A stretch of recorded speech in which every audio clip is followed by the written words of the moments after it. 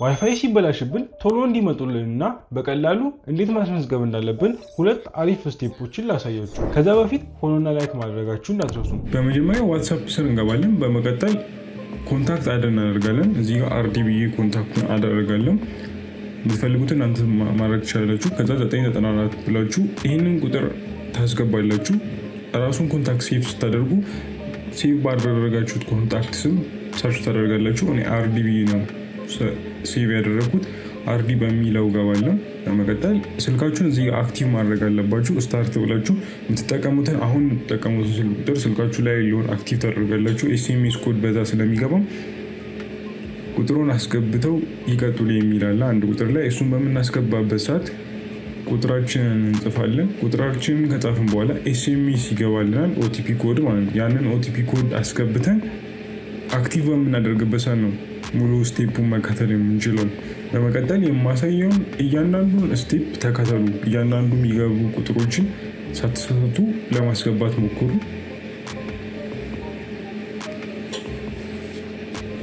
እዚህ ጋር የዋይፋይ ቁጥራችሁን ታስገባላችሁ። የዋይፋይ ቁጥራችሁን የአካውንት ቁጥራችሁን የተበላሸበትን ታስገባላችሁ። እነሱ መጥተው የሚደውሉበትን ስልክ ቁጥር ታስገባላችሁ። ቤታችሁ መጥተው ወይም ሌላ ቦታም ከሆነ እነሱ የሚፈልጉትን ስልክ ቁጥር ታስገባላችሁ። እዚህ ጋር እነሱ መጥተው የሚደውሉላችሁን ስልክ ቁጥር ታስገባላችሁ። በመቀጠል ስም ትጽፋላችሁ። ይሄ ቁጥር የሚጠቅማችሁ እነሱ ለሚደውሉላችሁ ብቻ ሳይሆን ኤስኤምኤስ ኮድ ያስመዘገባችሁበትን ኤስኤምኤስ ኮድ አሁን ላይ ከጨረሳችሁ ላይ የሚያስገባው በዚህ ቁጥር ነው ማለት ነው።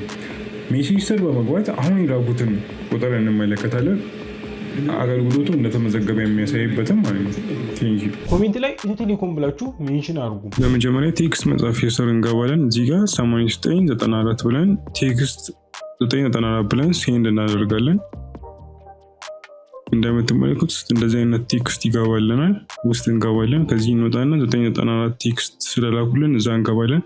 በመቀጠል እዚህ ጋር እንደምትመለከቱት 01 የሚል አለ። ብልሽት ለማስመዝገብ የሚለውን እንመርጣለን። እዚህ ጋር 01 የሚል እናስገባና ሴንድ እንላለን። በመቀጠል እንደዚህ ጋር ብልሽት ለማስመዝገብ የሚል አለ። እሱ ደግሞ 011 የሚል አለ፣ 011 የሚል አለ።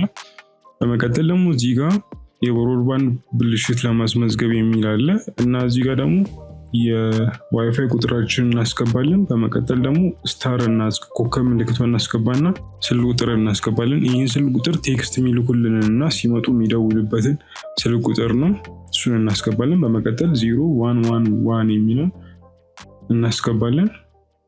ከዛ እዚህ ጋር አገልግሎት ስለመቋረጡ ወይም መንገልጸውን ቁጥር እናስገባለን። እሱ ደግሞ 0111 ነው እና እሱ እናስገባለን። እንደምትመለከቱት ቅሬታችን ገብቷል ማለት ነው። እንደዚህ አይነት ቪዲዮ እንዲደርሳችሁ ፎሎና ላይክ ማድረጋችሁ እንዳትረሱ።